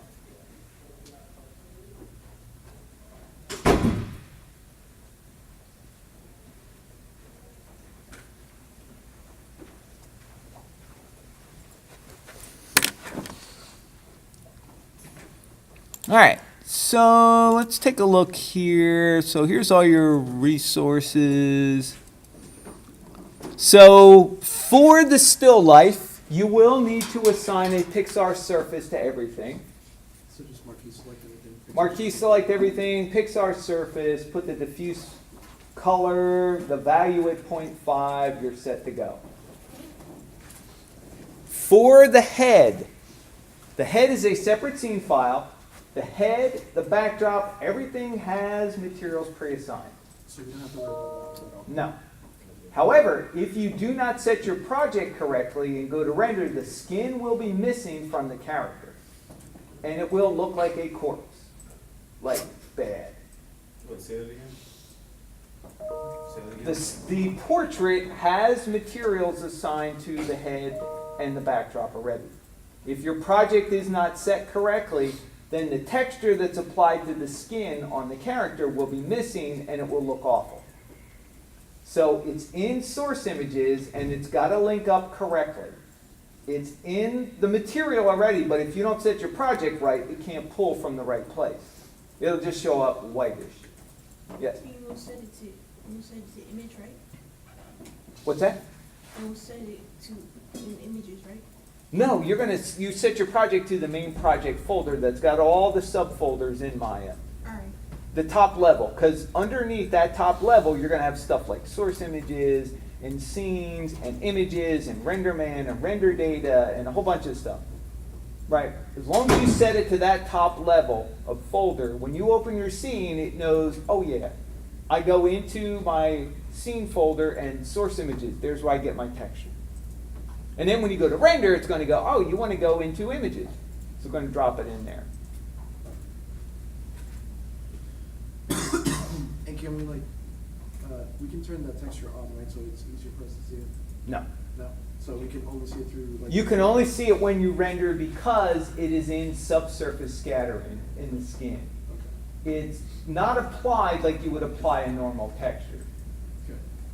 I'll go over that with you when we come back from break, just so you guys are familiar with what it looks like. Also, one thing about working with something with subsurface scattering, it's going to take a little more energy in the lights to get the skin to start to behave. So we would have to increase the intensity of our light a lot more than what we anticipate just to have it show on the skin itself, right? Pretty much. It's going to be different than the still life. The still life, since it's got flat gray on it, the scene's smaller, it's going to show up pretty bright, sort of like what your stuff did last time. Okay. So The skin, I mean, the character, it's built to real world, size, so the whole scene is a little bigger. So the energy of the light's got to be more as well. So like if a disc light for the still life is like at 300 for the character, we would have to increase that all the way up to like what, 1,000 per se? Possibly, but I mean, just what I do is we're gonna start. You're gonna start at 1. So what my whole thing is, I'm gonna double what's there till I get what I want. So I'll go 1, 2, 4. If I can kind of see I'm getting really small increments, I may just start at 100, and then go like 200, 400. To be honest, the bigger the scene, you could probably start at 100.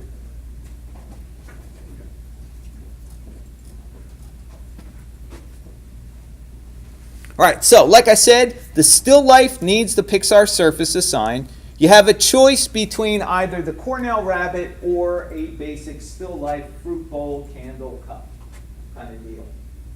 All right, Cornell rabbit, named after Cornell University. They were like pioneers in the forefront of computer animation and graphics in the 1970s.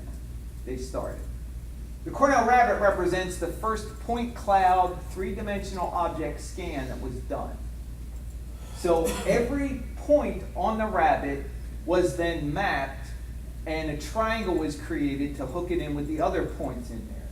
So when you click on that mesh, it turns green because it's very dense in there. So yeah, there's a lot. Well, there's also a lot of detail too.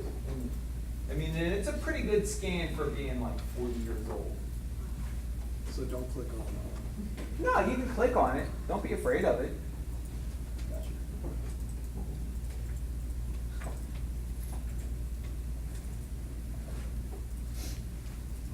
All right, so when you're done with that, and we're going to kind of go through some workflow on how to approach doing the still life.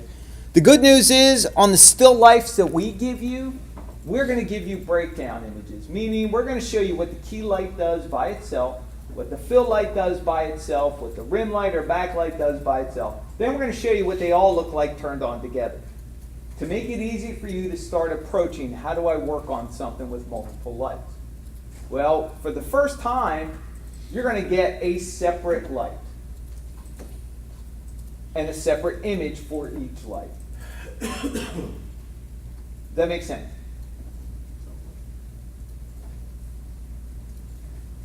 Wait, could you say that one more time, if you don't mind? Sure. We're going to give you a separate image for each light that's in the scene, and then we're going to show you what they all look like together. This way, when you set your lights up, you set your key light up, you can look at it, you can work with it. When you're done, you hide that light or put it on a layer, turn it off, put on the next light. So kind of like the bug life / Toy Story. Yep, that's exactly what it is. Those are breakdowns. Okay.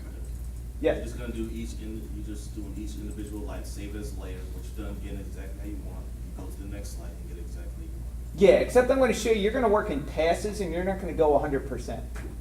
You're going to put it in there, you're going to work with it to about 80-85%, then you're going to stop and go on to the next light. Because if you try to get each light pixel perfect, you'll never finish. This way, if you go in passes, when you go back and work on the first key light again, you come in with fresh eyes. And this way you can keep moving forward. Because as artists, we never want to finish anything. We're all inattentives. We would still be working on our first crayon thing back in, preschool. We would never let go.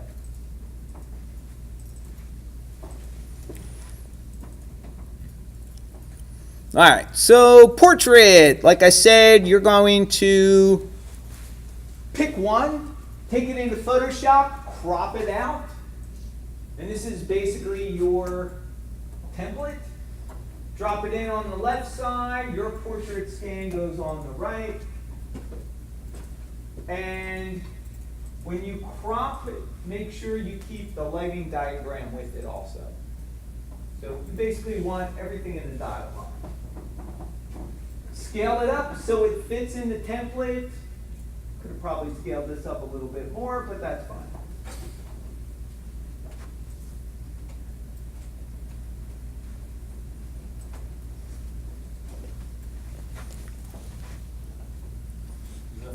resources again? For all spaces, the resources? Yep, the portrait guide. That's right here. That's what I just downloaded.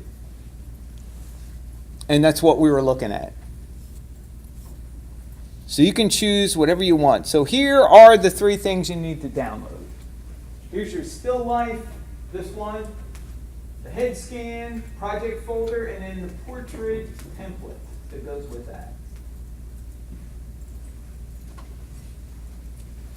The Photoshop that you just showed. That's your template. You're going to have to put your own reference in because I wasn't going to cut the whole thing out and put it in there one layer at a time. Besides, legally I can't do that because then I would be giving you their stuff and you have to download it. Gotcha. Even though it's free, I can't give it away. But you can take it since it is free if I point you there.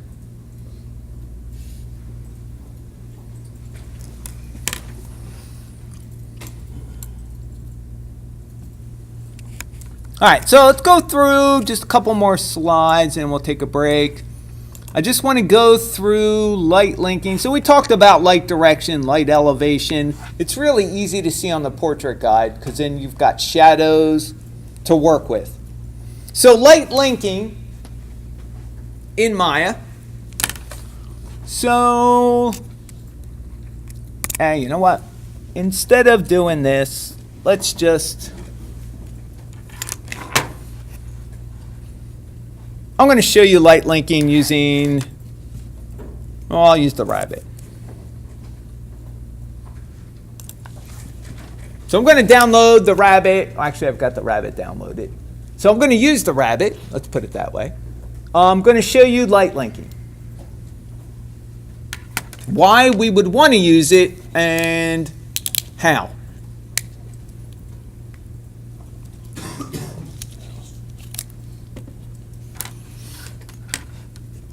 All right, so first off, like everything, I have to wait for everything to load, everything being RenderMan and Arnold, because, there we go, they're done. All right, so I'm going to set my project.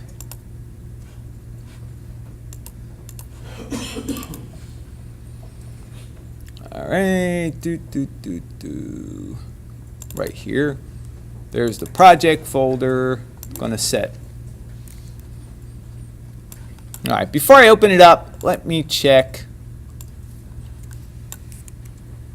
Let's quit out of there.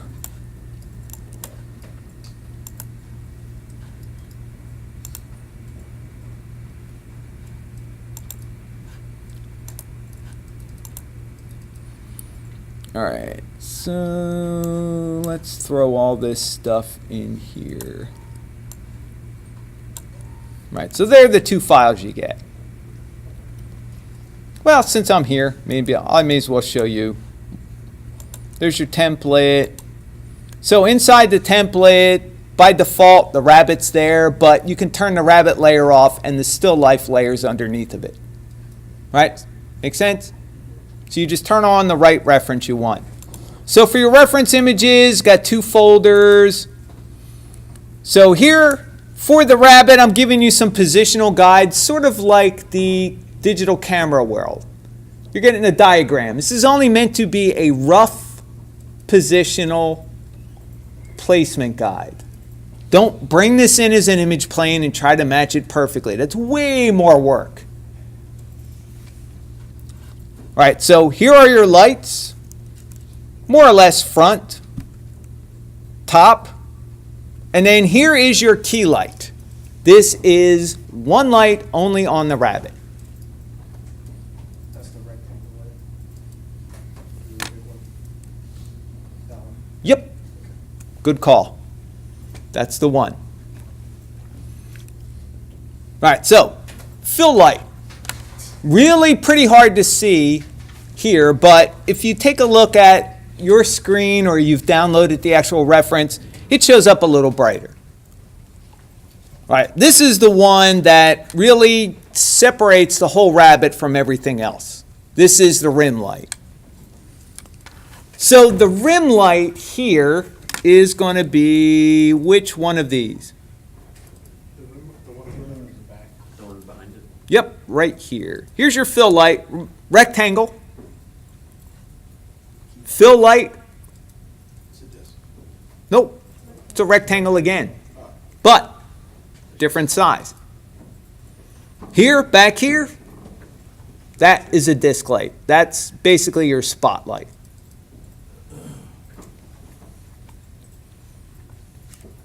So, most of the time when you're working with lights, wherever you have light, you've also got shadow. Notice there is no light from that rim light hitting the backdrop. Because what would happen is, all right, light is coming from behind left on the rabbit. Remember, light is going to cast a shadow 180 degrees from its source. So if the light's back there, it's going to cast a shadow in front of the rabbit. It's also going to create a bright part on the ground here. In order for us to avoid that, we can just unlink the rim light from that backdrop. It will completely ignore it while still lighting the rabbit. You can do this with any light, and by default, just like when you create a brand new default shape, like a poly primitive, you always get it dropped in at the center of the world and you get Lambert assigned to it. Whenever you create any shape or anything, it's automatically going to be linked to every single light in your scene. That's usually a good thing, but just be aware you may wind up getting some unwanted shadow when you start bringing stuff in. So that's when you may need to kind of take stock and figure out, what do I need compositionally and artistically shadows from?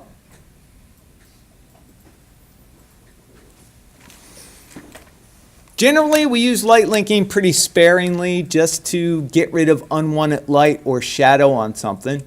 In this case, a rim light. All right, and there are all the lights together. All right, so for the still life, you kind of get the same thing. Positional guides. Here, we've got 4 lights. There's your key light. Opposite side of the rabbit this time. You kind of see where the shadows are going. Here's your fill light. Wow.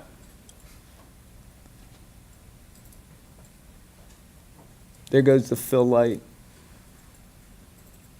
Okay. I have to go out and yell at them in the parking lot. Stop driving past my classroom. It's a lighting classroom, damn it. All right. So coming from the right side, just enough to give it what it needs. There's a backlight, illuminating just the backdrop, not the fruit itself. And then just a little bit of backlight separately behind the candle to separate it from the backdrop, because all the other lights weren't doing it. And then together, that's what all of them do. And remember, these lights may look strange by themselves, but lighting is additive. The intensity all adds together to give you the final product. Yes? That one light behind the fruit, is that like a sphere light, or the one that like is I guess a disc light feeds at the wall? Good question. Let's take a look, see if we got any hints.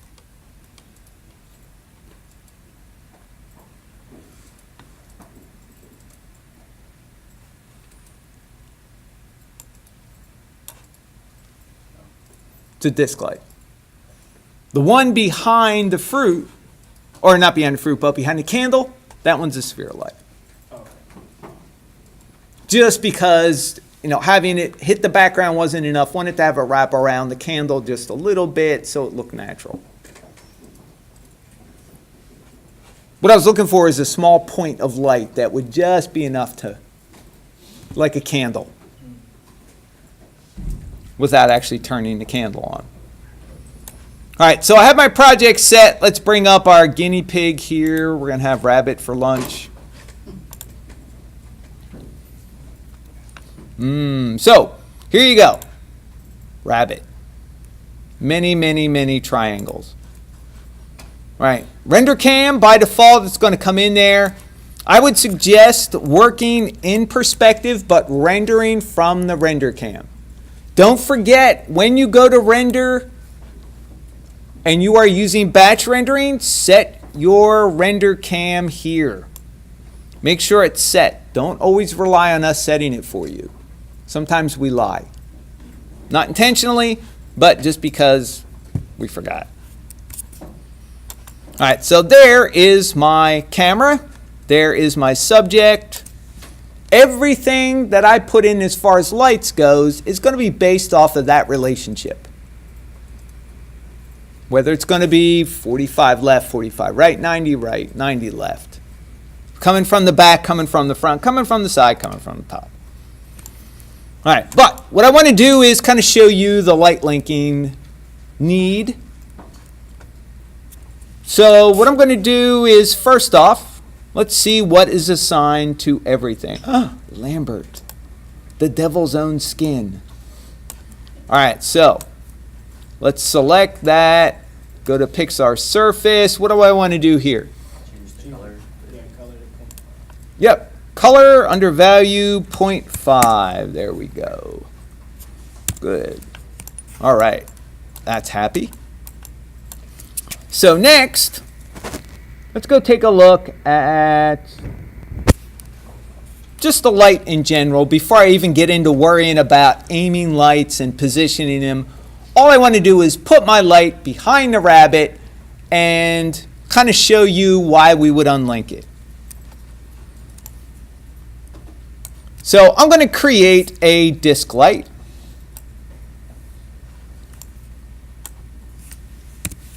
There's my disk light, center of the world. Don't forget, for aiming purposes, if I hit the T key, I get the interactive manipulator. It makes it much easier. So what I'm going to do is kind of bring this right sort of the center of the rabbit's body.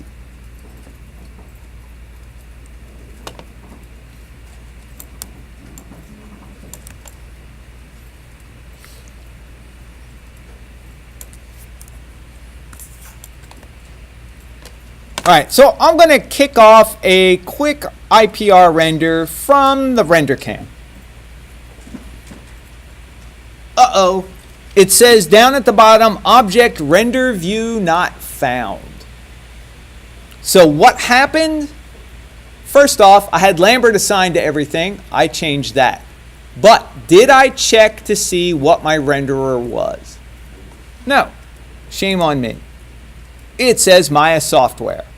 So if you get that message, make sure you're set for RenderMan. Now when I kick off IPR again, theoretically, and I say theoretically because it is Maya and it will crash, now it should render.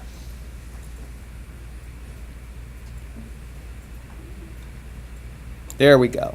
So it's sort of rimmy looking, you know. It's hitting the rabbit. If I want more energy on it,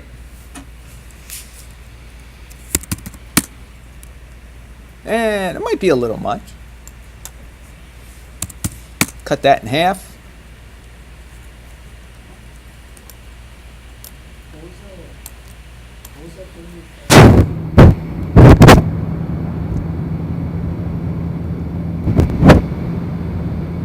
The interactive manipulator. You hit the T key, T for tango.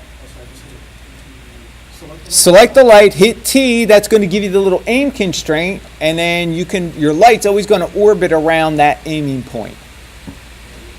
And then to get out of it, just hit either W, E, or R, either, translate, rotate, or scale, and that'll get you out of that manipulator. I saw a couple hands. Yes?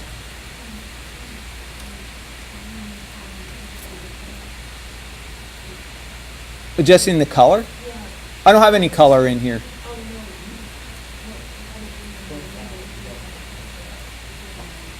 Oh, the value, 0.5. You have to select the Pixar surface material, go into your attributes, like select, did you assign Pixar surface to everybody? Select the surface, go into attributes, it should show up in your tabs across the top. And then you should be able to go into diffuse color, click on it, go down to value and go 0.5. Somebody else have their hand up? Did you find it?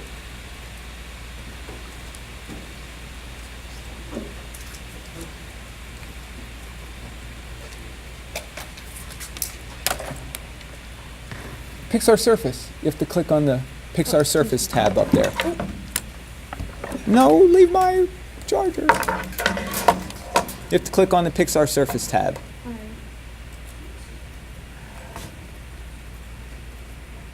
Is it in one of these? It's under diffuse. Color, value 0.5. Alright. There you go.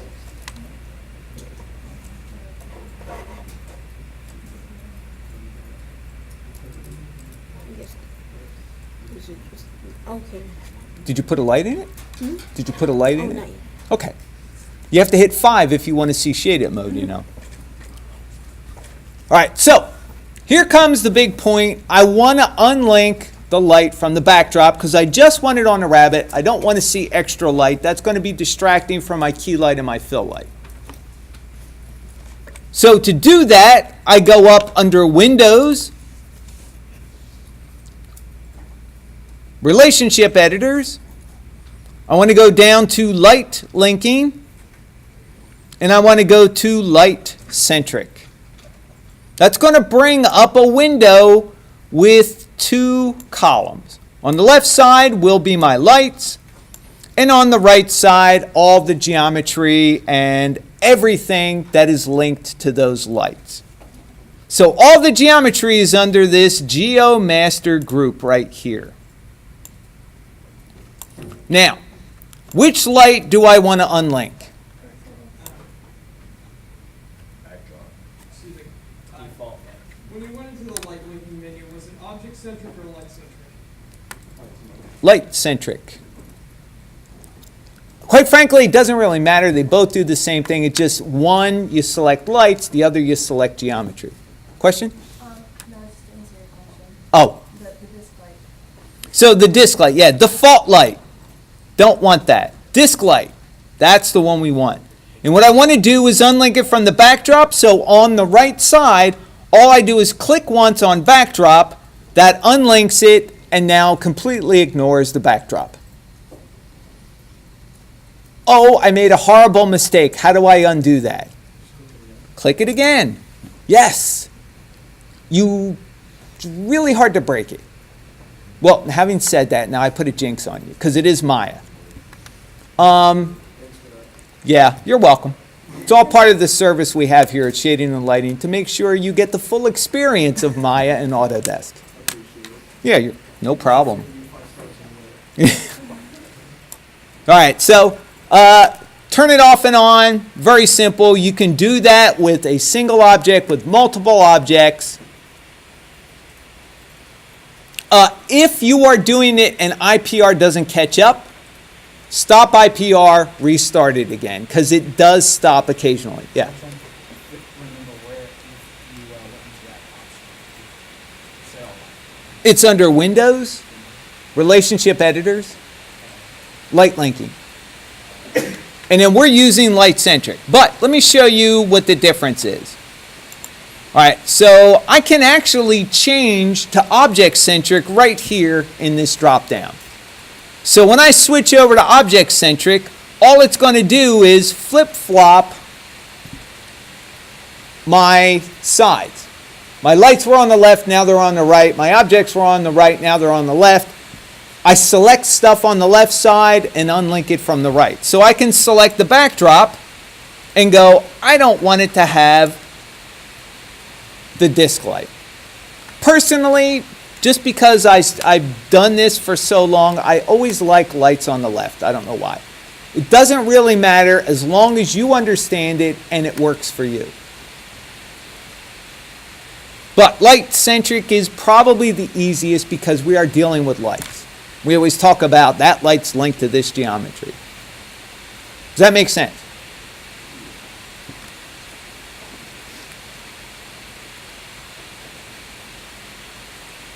All right, so we figured out, we cracked the Da Vinci Code of light linking. So now we want to go in and figure out a couple of things. So I'm going to stop my IPR. And just for the fun of it, I'm going to load in the reference for the rim light for the rabbit. Now, how do I load reference into the image tool? I forgot. Yes.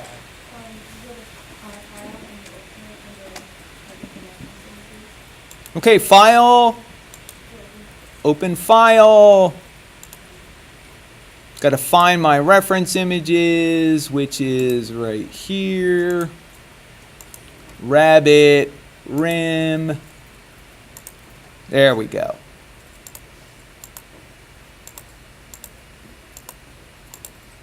All right, so one thing I can see is I got too much light alongside the rabbit. Yes? What if I'm getting an error that says IPR mem EST text? That is a common error. You should see that every time you render. At least I do. Okay.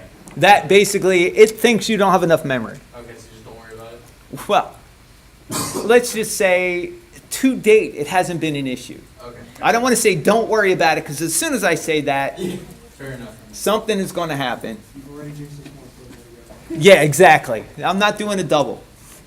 Just one is enough. All right, so I'm going to kick off another IPR, and let's see if I can just play around trying to refine the rabbit's position just a little bit more. Now, if I were really smart, I would go, well, I got the rabbit here. Where is it with the reference? So let me go back to the rabbit right here. And I don't want that. Let's go here. Okay. All right, so this tells me how high up it is. It's pretty low compared to the rabbit, right? Right about rabbit chest height. Up here, when I look above it, it's telling me it's pointing, if I drew a line from the center of that disc light, it's going like right behind the head. So why don't I try to do that to mine? So why don't I try right behind the head? How about right about here? And what does that look like here? Ooh. That looks a whole lot closer than that did. All right, how about height for the rabbit? So let's go see where that is. Looks a little high, so why don't I lower it? Let's go back.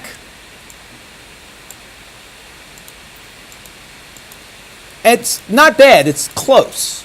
Closer.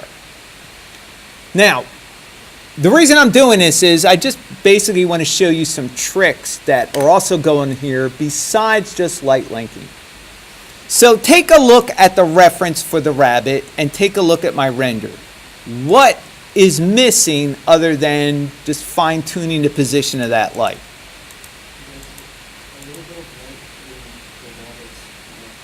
Yep, back leg here, tail,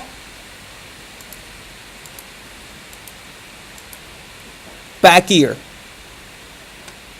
So what's going on there? Okay. Well, let me pull up my positional guide here.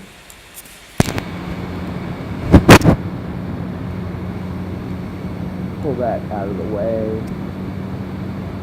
So, okay, fair enough. Maybe a little closer. Let's pull it in like that.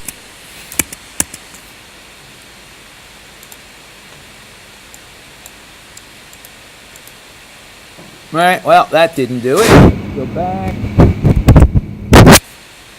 What about height-wise here?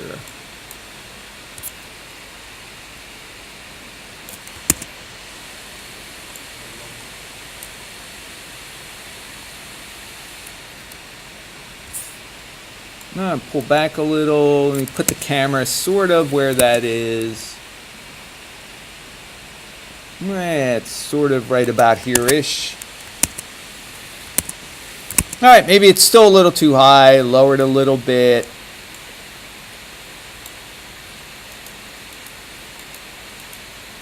Well, it looks a little closer as far as the shape on the body goes, but I still didn't get that little bit behind the leg. It's what? Well, this is just rim light reference. Right here. So all the other lights are turned off or hidden. Yes, how? Yes. Okay, angle of the light. I could do that. I'm going by the position of the lights and by what my render looks like. So that's sort of the position when I look overhead. Let me go back. That's kind of the position here.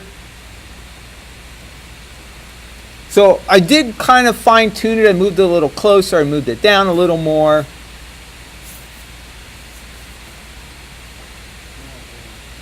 If I change it too much, come around to the front, what's going to happen to the body? So if I try to get that light around to the side,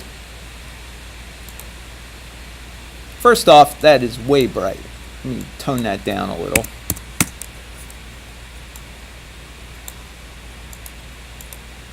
It's a little better. All right, so if I try to get light back there on the leg, let's see what it would take for me to get that light back there.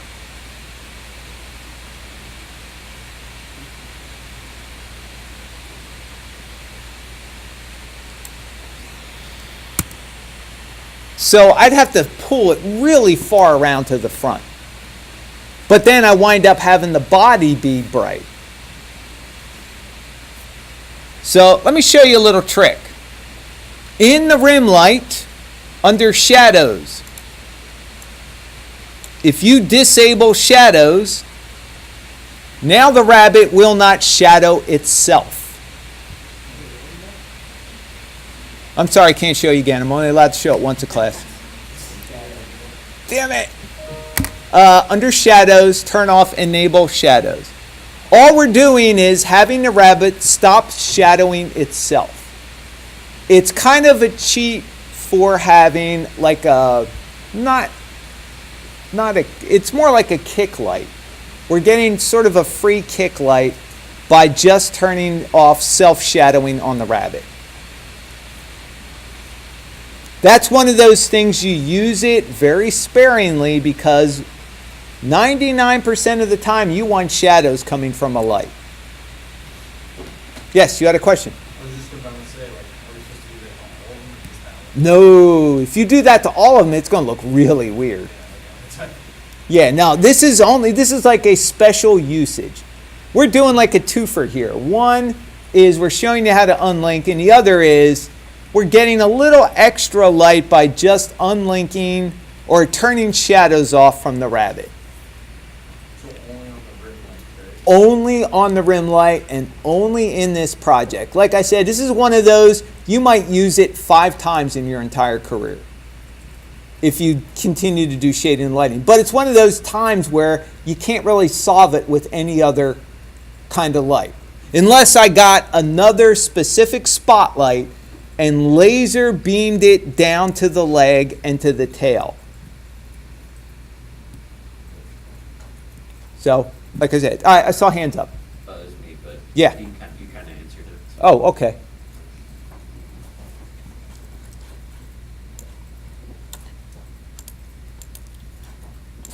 All right, still my light, it burns on and on. It's too bright. There we go. Let's tone it down a little.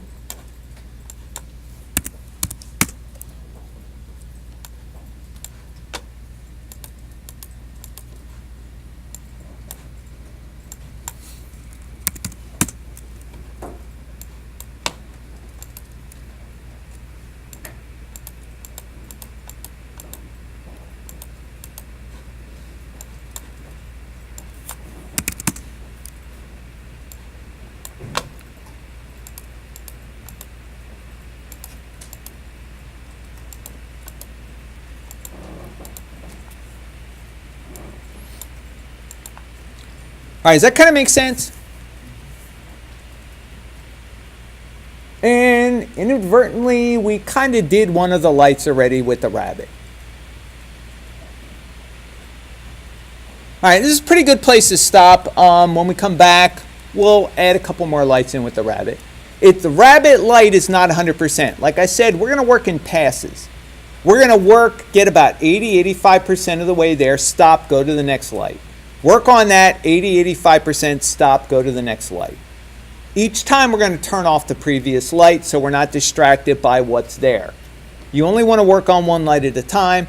After you're done, after you've gotten 2 or 3 passes and you feel pretty happy, turn them all on and see what it looks like with the final reference. You'll be surprised how close you are. And then it's just a matter of, okay, it looks like my rim light or my key light still needs a little work. Turn off all the lights, work on that one. Yes, you had a question. Yeah, how do you turn on and off lights? Well, I throw them on a layer, a display layer, and you turn visibility off. Oh, that makes sense. Okay. Another way you could do it is to go and zero out the intensity, but then you forget what the intensity was. And even if you write it down, it's a lot easier to turn a switch off than it is to just rely on doing that.